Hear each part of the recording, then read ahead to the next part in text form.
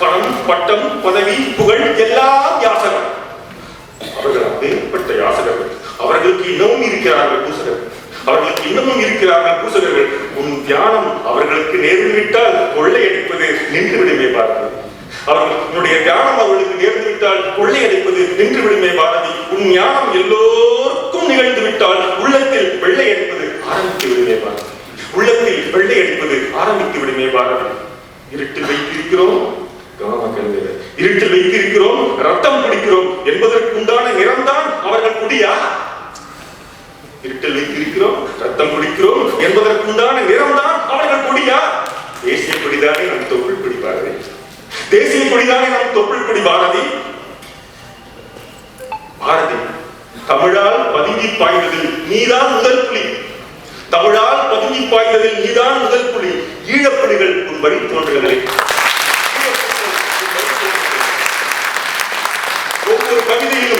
ஒவ்வொரு கவிதையிலும் சென்று வைத்தார். அதன் அர்த்தத்தில் அடிமைத்தனத்திற்கு குண்டு வைத்தார். நீ புள்ளி வைத்த எழுத்துக்களில் மண்டு வைத்தாய். அது புரிய புரிய புரிய தீக்குள் தேனை முண்டு வைத்தாய். அது புரிய புரிய புரிய தீக்குள் தேனை முண்டு வைத்தாய். இவர்களுக்கு புரியவே இல்லை, அதையும் நீ கண்டு வைத்தாய். குண்டாசு பிரபாகரன், குண்டாசு பிரபாகரன்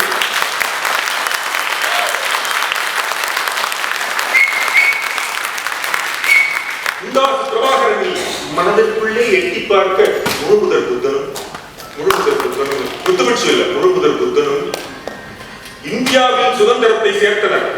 எப்போது இந்தியாவை இந்த இந்திய இதயத்திற்குள் சேர்ப்பது? எப்போது இந்தியாவை இந்திய இதயத்திற்குள் சேர்ப்பது பாரதி? நாவில் நடமாடும் தமிழ் எப்போது நெஞ்சில் நடமாடும்? நாவில் நடமாடும் தமிழ் எப்போது நெஞ்சில் நடமாடும்? பிழையற எழுதவும் பேசவும் பாராளுமன்றம் வரை, பிழையற எழுதவும் பேசவும் பாராளுமன்றம் வரை பிரபாகரன் தமிழை எப்போது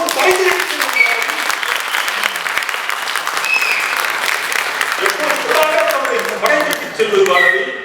நான் மனிதன் என்பதற்கு முன் நான் இந்தியன், நான் இந்தியன் என்பதற்கு முன் நான் தமிழர். உன்போல் திசையெங்கும் இந்த திரிவேணி சங்கமம், மனிதன், இந்தியன், தமிழன், இந்த திரிவேணி சங்கமம் எப்போது சாத்தியம் பாரதி? எப்போது சாத்தியம் பாரதி?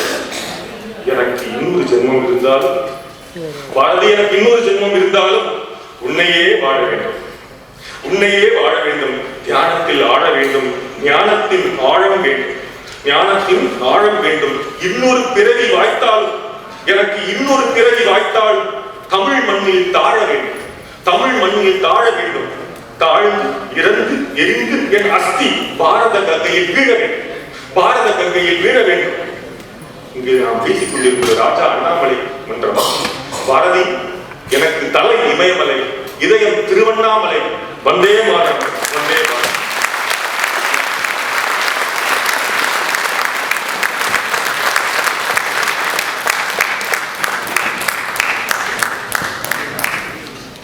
குலவிச்சை கல்லாமல் பாகம் வரும் என்கின்ற முதுமொழிக்கு ஏற்ப பாரதியின் குலத்திலே உதித்த இந்த வீரவித்து இப்பொழுது மறைவரையும் ஏறக்குறைய பாரதியே நம் கண் முன்பு கொண்டு வந்து நிறுத்தியிருக்கிறார். மிகவும் நன்றி. அடுத்து அண்ணன் பேச்சு மான பேச்சு, அடியை பேச்சு தியான பேச்சு. அவர் தமிழ் அக்னி தமிழ், என் தமிழ் ஆன்மத்தமிழ், ஆன்மீக தமிழ், அகமாற்ற தமிழ். அதிகமா சொல்லியா மாதிரி அகமாற்ற தமிழ்.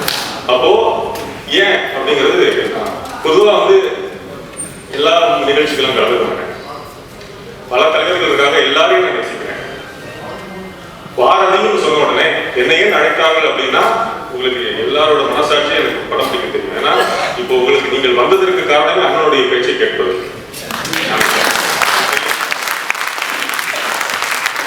நான் நிலையை என்னால் படிக்க முடியும். அதற்கு காரணம் சொல்றேன். நான் அழைத்து வந்ததற்கான காரணம் வந்து நான் செல்லம்மா பாரதியினுடைய வழித்தோன்றல். செல்லம்மா பாரதியுடைய என்னுடைய பாட்டி வந்து என்னுடைய தாய் வழி. என்னோட அம்மா பேர் வைரவழின்னு பேர், ஜெய்ஸ்ரீன்னு கூப்பிடுவோம். இப்போ வைர பாரதின்னா என்ன, அம்மா எனக்கு 4 வயசுல இல்லை, பாரதிக்கு 7 வயசுல இல்லை. அப்போ என்னுடைய பாட்டி லட்சுமி பாரதி, லட்சுமி பாட்டியோட பாட்டி வந்து செல்லம்மா. இப்போ அதுக்காக தான் அழைத்தார்கள். பாரதி என்பதற்காக மட்டும் நான் ஒப்புக்கொள்ளவில்லை. நான் பாரதியை போல வாழ சின்னஞ்சிறு வயதிலேயே முயற்சி செய்ய ஆரம்பித்தேன். அப்ப பாரதியை போல வாழ்ந்து வருவதால் முழுமையா மாறிட்டியா அப்படின்னா முழுமையே எதுவுமே இல்லை. ஏன்னா நம்முடைய உடல் மரணத்திற்கு பிறகுதான் நம்மளை பார்த்து உலகம் சொல்லணும் எப்படின்னு. அது வரைக்கும் முழுமை கிடையாது. ஏன்னா லியோனார்டோ டாவின்சியுடைய மோனாலிசா ஓவியமே முழுமை பெறப்படவில்லைன்னு சொல்லுவாங்க. அப்ப முழுமை அப்படியே ஒரு அடியா எடுத்து வைத்து நகர வேண்டியதுதான். அப்போ பாரதியாக வாழ வேண்டும் அப்படின்னு சின்னஞ்சிறு வயதிலேயே. ஆகவேதான் பாரதியை பற்றி பேச வேண்டும். ஏன்னா இது வரைக்கும் அண்ணனும் சரி ஏகப்பட்ட சிறந்த பேச்சாளர்கள் எல்லாம் பாரதியை பற்றி பேசியிருக்கிறார்கள், எழுதியிருக்கிறார்கள். ஆனா ஒரு விஷயம் மட்டும் அவங்க பேசுறதே இல்லை. ஏன்னா அது என்ன நான் சொல்றேன், அதான் தியான பேச்சு. அதான் தியான பேச்சு. அப்போ நம்ம யோசிக்கிறேன், சிறு வயதிலிருந்து யோசிக்கிறேன். எனக்கு பாரதியார் ரொம்ப பிடிக்கும். நான் வீட்டுல எல்லாம் வந்து எழுதாதேன்னு சொல்லி தான் வளர்த்தாங்க. நீ பாரதி மாதிரி இதாகிட்டேன்னா, ஏன்னா Bharathi is not business man இல்லையா. பாரதி வர்த்தக அவருக்கு தெரியாது. பாரதியுடைய கவிதைகளை சுற்றித்தான் சுதந்திர போராட்டமே இயங்கியது தமிழகத்துல. ஆனா பாரதிக்கு அந்த அரசியல் அதுதான் இயங்கியது. ஆனா பாரதிக்கு அரசியல் தெரியாது. ரொம்ப வெள்ளங்கி நம்மளுடைய ஊர் பாஷையை சொல்றதா. அப்படி இருக்கும் பொழுது நான் பாரதியை பற்றி யோசிக்கும் பொழுது எனக்கும் பாரதிக்கும் வாழ்க்கையினுடைய அந்த நிகழ்வுகள் அப்படியே பொருத்தமா இருந்தது. ஒன்று, தாய் இல்லை, அவருக்கு 7 வயது, எனக்கு 4 வயது. அதற்கு பிறகு அப்படின்னு பார்க்கிற பொழுது அவருக்கும் கணிதம் வராது, எனக்கும் கணிதம் வராது. மேத்தமெட்டிக்ஸ் அவரால் 5 காரணமாக எடுத்துக்கலாம், மைனஸ் போவாங்க, மேக்ஸே வராது. அப்படி பார்த்தா அது பொருத்தமா இருக்கு. பிறகு பாரதி தன்னுடைய ஆசிரியர், பள்ளி ஆசிரியர் பணியை தூக்கி வீசுறாரு. நான் என்னுடைய ஐடி தொழிலை தூக்கி வீசுறேன். அப்ப நான் ரொம்ப அதிகமா சம்பாதித்து காரணம் அவருக்கு இருந்தது சுதந்திர வேட்கை. அப்ப வந்து அவர் பத்திரிகை துறையில வர, நானும் பத்திரிகை துறைக்கு வரேன், ஊடகத்துறை ஒதுக்கி வரேன். இப்ப ஐடி துறை அப்ப இப்படி ஒரு இதா இருக்கேன்னு வரும்போது நான் பாரதியிடமிருந்து வாழ்க்கையில் கடைபிடிப்பது கொண்டிருப்பது என்ன அப்படின்னா,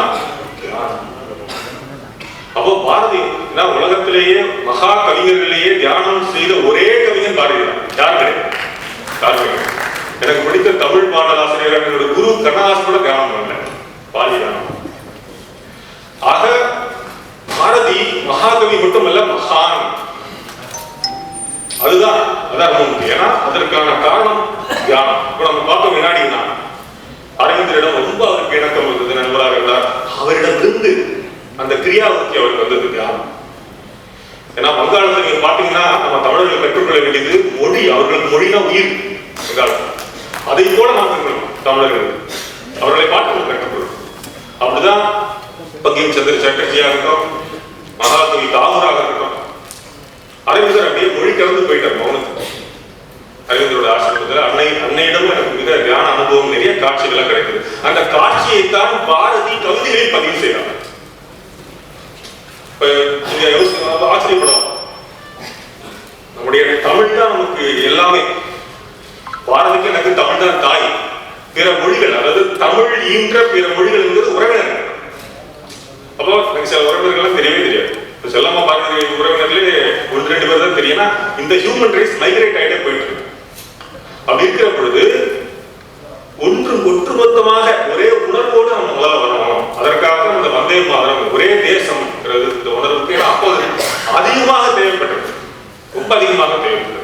அதனாலதான் எல்லாரும் பாரதி கண்ட வந்தே மாதரம் அப்படின்னு தலைப்பு எனக்கு ரொம்ப துவைத்தமா படுகிறது.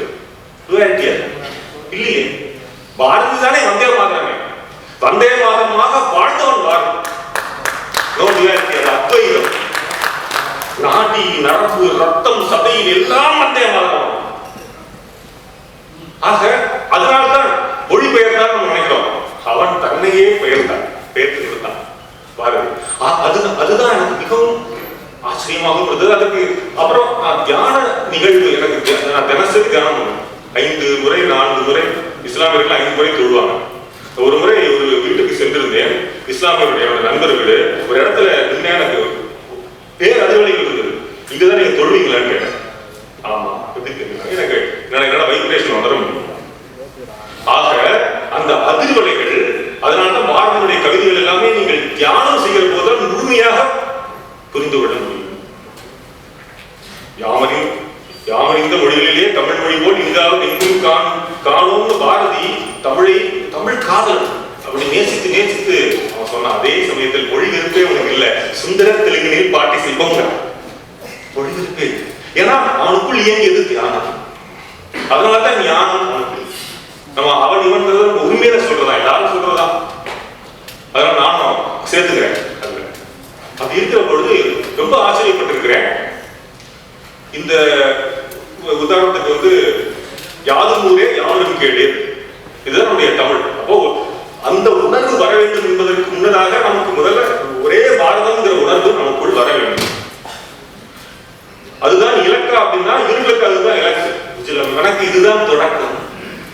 ஏன்னா முதலில் நான் தமிழன், பிறகு இந்தியன், பிறகு மனிதன். அந்த உணர்வுக்கு நாம் நகர்ந்து விட வேண்டும். அப்போ படிப்படியாகத்தான் நாம் வர முடியும் அப்படிங்கிற நான் நினைக்கிறேன். அதனாலதான் யாதும் ஊரே யாவரும் கேளு கணியன் பூமன்ற நான் தமிழ்ல சொல்றாரு. அது உயர்தலை பாரதி பாக்குறேன். அக்ரணைக்கு சேர்க்கிற காக்கை குருவி எங்கள் ஜாதி, காக்கை குருவி எங்கள் ஜாதி. வெறும் மனிதர்கள் மட்டுமல்ல, காக்கா. ஏன்னா அதுதான் அது எழுதியதற்கான காரணம் அவர் தியானம் அவருக்குள்ளே இயங்கி கொண்டிருந்தது. ஒரு முறையாவது ஒரு நாளைக்கு நீங்க 10 நிமிடமாவது நீங்க தியானம். இந்த பாரதி இந்தியர் அவருடைய அவதார ஜெயந்தி இன்று நான் விடுப்பது அதுதான். ஒரு 10 நிமிடம் உடம்பை அசைக்காமல் நீங்கள் தியானம் செய்ய வேண்டும். நான் எழுதி கொண்டு வந்தது இது துண்டான சீட்டு மட்டுமல்ல. இது நான் எழுதலாட்டி நான் 3 மணி நேரம் பேசுவேன். உங்களுக்கு தியான வகுப்பு எடுக்க ஆரம்பிச்சிருக்காங்க. ஒரு தண்டவாளம் மாதிரி இருக்க வேண்டும் என்பதற்காகத்தான் எழுதி கொண்டு வந்தேன். அப்போ தியானம் இப்படி பார்க்கிற பொழுது அதனாலதான் மிகச்சிறந்த உதாரணம் நோக்க களியாட்டுகிறார் பாருங்க.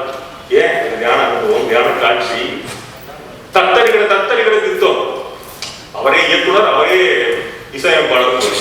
அக்னி குஞ்சொன்று கண்டேன் அங்கனை காற்று கொந்தனை வைத்தேன் வெந்து தனித்தது காது.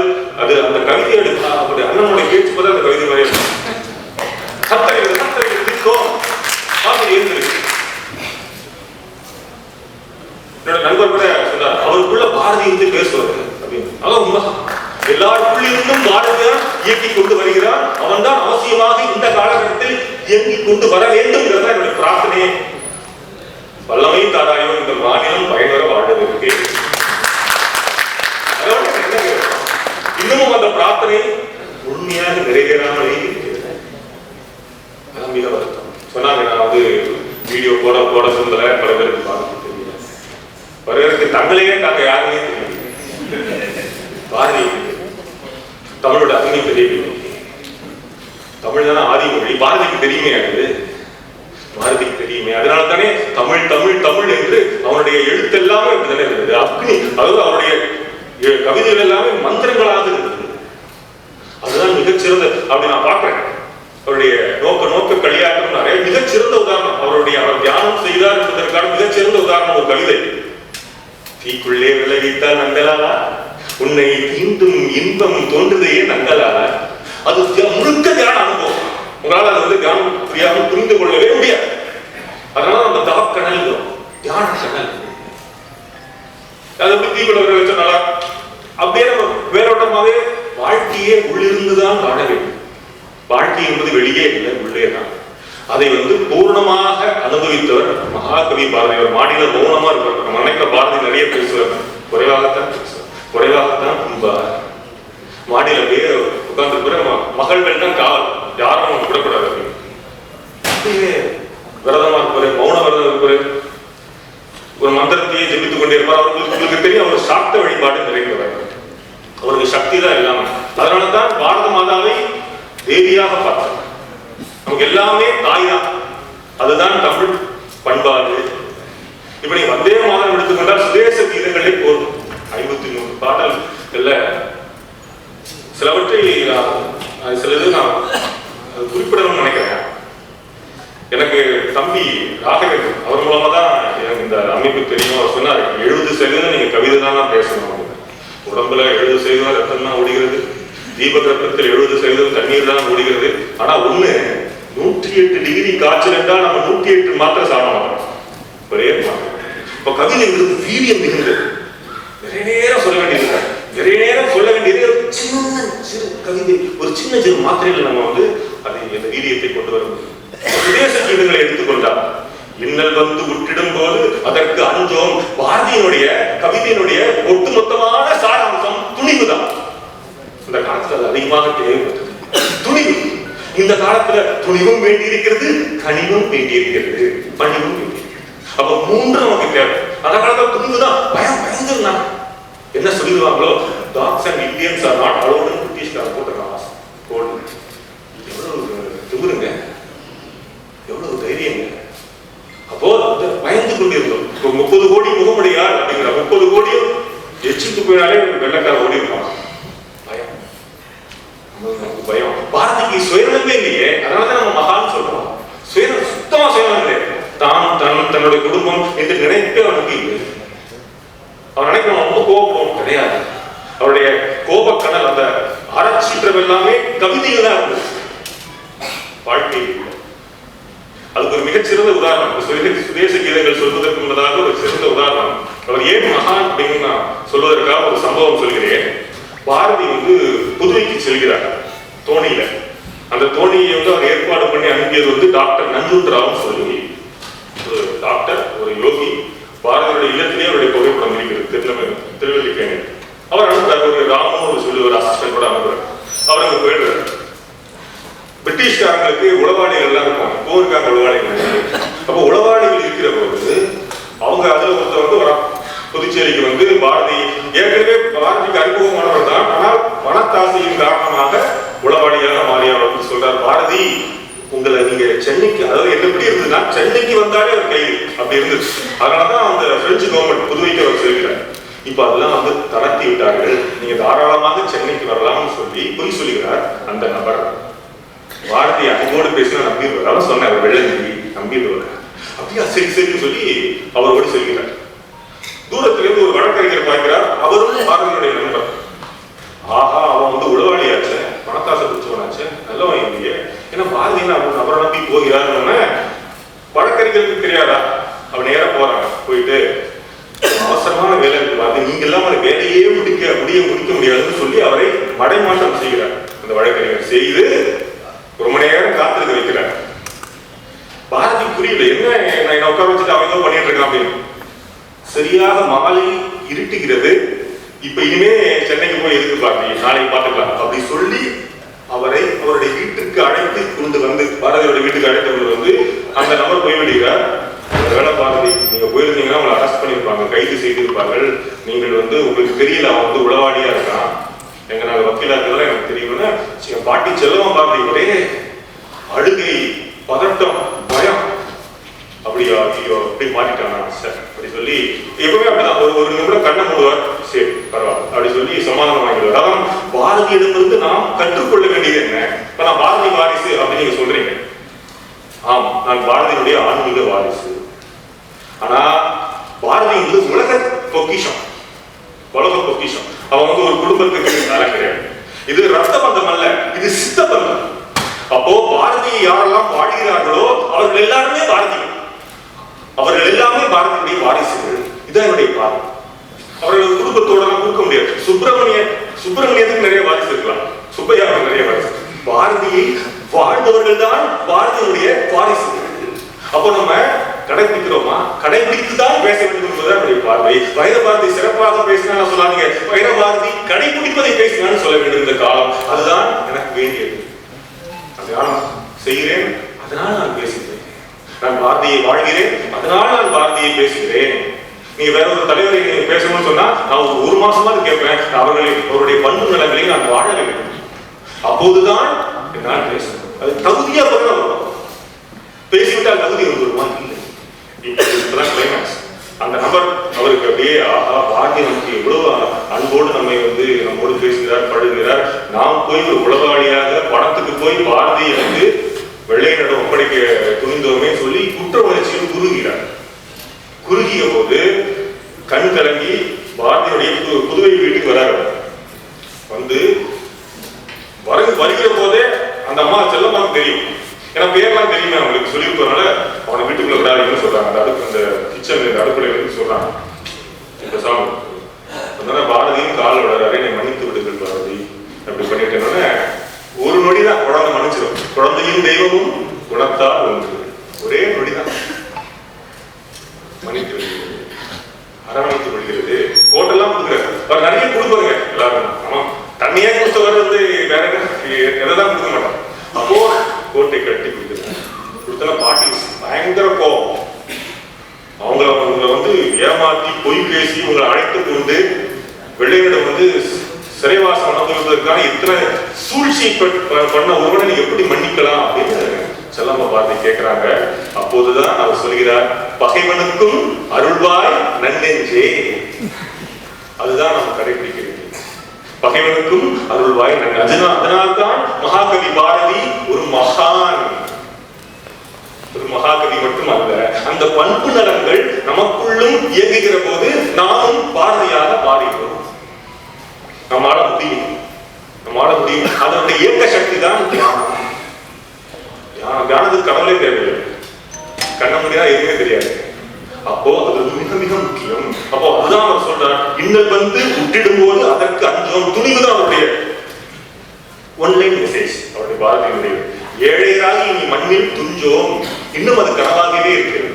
தன்னலம் பேணி இடி தொழில் புரியோங்கிற பாரதி.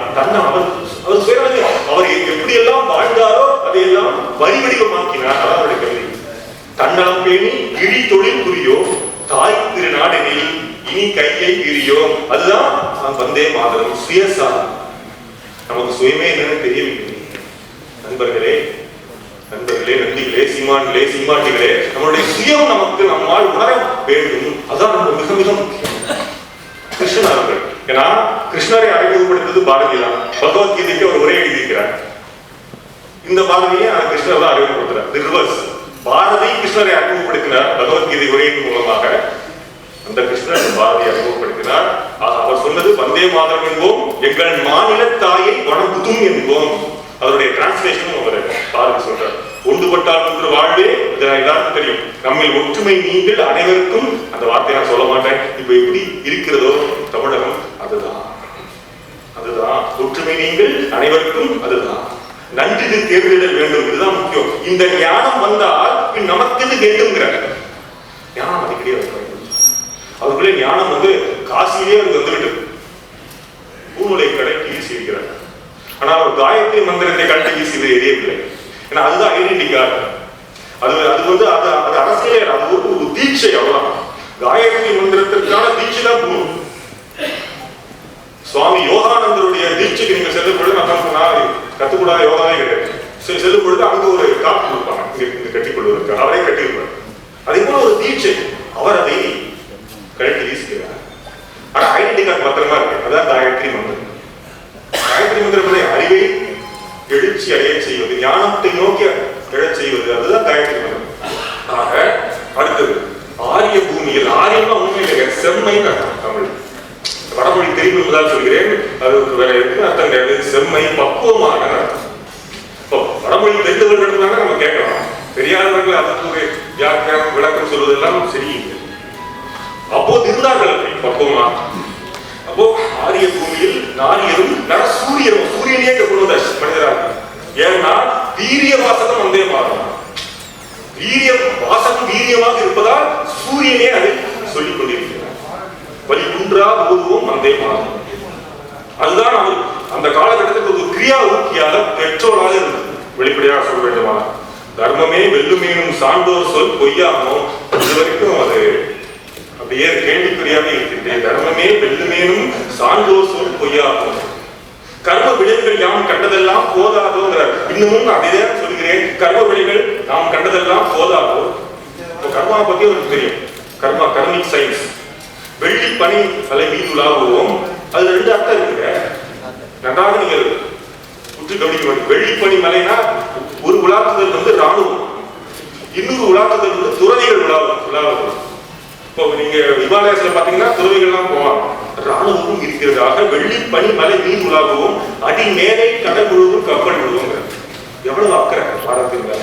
பாரதம் எப்படியெல்லாம் இருக்க வேண்டும் என்ற மிகப்பெரிய கேட்பினும் பெரிது கேள் அப்படிங்கிற பாரத புதிய அப்படி கனவு கண்டவர். அப்போ அடி மேலே கடல் முழுவதும், மேலேயும் கப்பல் விட வேண்டும், அடியிலும் கப்பலை பற்றி பேசுகிறார். எப்போ அதுதான் மகாகவி, அதான் மகான் கவி அவர்கள். திருச்சி ஓதரு சாத்திரம் கூடி உணர்ந்தோதி உலகெங்கும் விதை பாழ்கிறார். இவ்வளவு கனவு. அதாவது பாரத மாதா உலகம் எல்லாம் இந்த சாத்திரங்களை விதைப்பாடும். அந்த மக்கள்லாம் பண்ணிட்டு இருக்காங்க. இதுதான்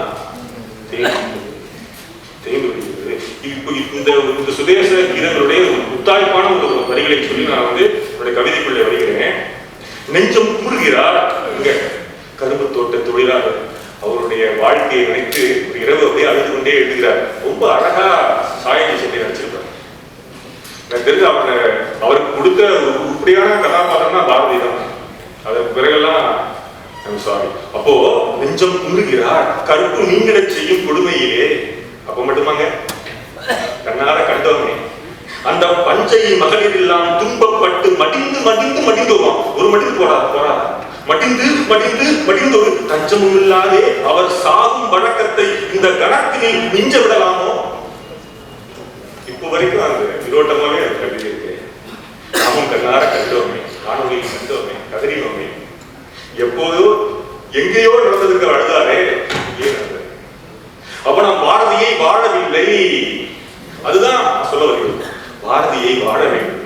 பேசுவதாலோ எழுதுவதாலோ காட்சிப்படுத்துவதாலோ எந்த பயனும் இல்லை. ஏன்னா இல்லையே, கண்ணால காட்டுறது இல்லையே, தெரியலையே. இப்படி தூரத்துல பார்க்கும்போது காரணத்துல தெரியலையே. அப்போ நாம் பாரதியை வாழ வேண்டும். அது சொல்றாரு. மிஞ்ச விடலாமோ ஹே வீரமா காளி சாமுண்டி காளீஸ்வரி. வேற யாரு கதி? யாரோட யாட்டவரால் கேட்கணும். இப்போ பாரதி கண்ட வந்தே மாதம் கவிதைக்குள்ள நான் சொல்லுவேன். சுப்பிரமணியம் என்றோ செத்து விட்டான். பாரதிதான் இன்றளவும் உயிரோடு இருக்கிறான்.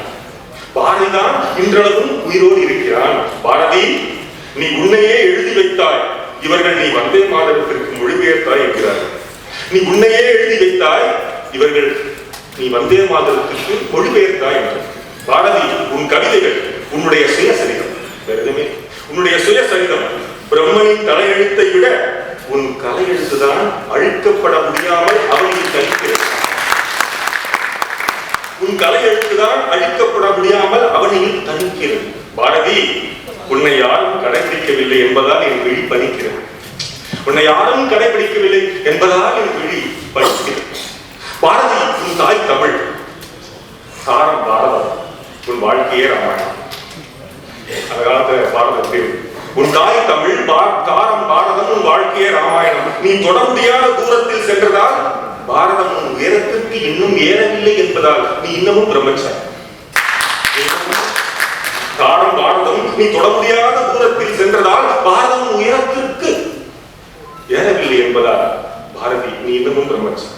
பாரதி, உன் பாட்டை பாடி பிச்சை இருக்கிறார்கள், புகழ் பிச்சை. ஆனாலும் உன் சுயநலமில்லா தன்மை, உன் சுயநலமில்லா தன்மை இன்னமும் இவர்களுக்கு சுடர்விடவில்லை. பாரதி, இவர்களுக்கு இன்னமும் சுடர்விடவில்லை. பாரதி, உனக்கு தேசமே குடும்பம், இவர்களுக்கு குடும்பமே தேசம். இவர்களுக்கு குடும்பமே. நீ மதிக்காக படித்தவன், நீ மதிக்காக படித்தவன், இவர்கள் மதிப்பெண்ணுக்காக படித்தவன். மதிப்பெண்ணுக்காக படிப்பவன். பெண்ணுக்காக படிக்கிறாங்க, படிச்சாலும் வேலை கிடைக்கும், கல்யாணம் ஆகிடும். மதிப்பெண்ணுக்காக படிப்பவன். பிறகு எங்கிருந்து தமிழ் வளரும்? பிறகு எங்கிருந்து தமிழ் வளரும்? உச்சரித்தால் ஏக பிழை, எழுதினால் தற்கொலையே செய்து சாகும் பிழை. எழுதினால் தற்கொலையே செய்து சாகும் பிழை. தேசம் மறந்தவர்கள், தமிழ் மறந்தவர்கள், இவர்களுக்கு உன் கவிதையில் தான் திருப்பள்ளி எழுச்சி. இவர்களுக்கு உன் கவிதையில் தான் திருப்பள்ளி எழுச்சி. சுதந்திரம் கிடைத்த பிறகு சுதந்திர போராட்டம். சொல் இது சரியா பாரதி? சொல் இது சரியா பாரதி? வாயோடு நாக்கு அடிமையாக இருப்பது போல் தாயான தமிழ் எப்போது மடியும் பாரதி? இவர்களின் அடிமையின் மோகம், இவர்களுடைய அடிமையின் மோகம். அரை நொடி கூட அனுமதிக்க தெரியாதவர்கள் 1000 கோடி சேர்க்கிறார்களே, சேர்க்க விட்டது யார் பாரதி? சேர்க்க விட்டது யார் பாரதி? இந்த மன சோம்பேறிகள் தான், இந்த மன சோம்பேறிகள் தான். இவர்கள் வீக்காக இருப்பதால் வாக்கெல்லாம் தேக்காக மாறாமல் நனைந்த விறகால் நலிந்து போய்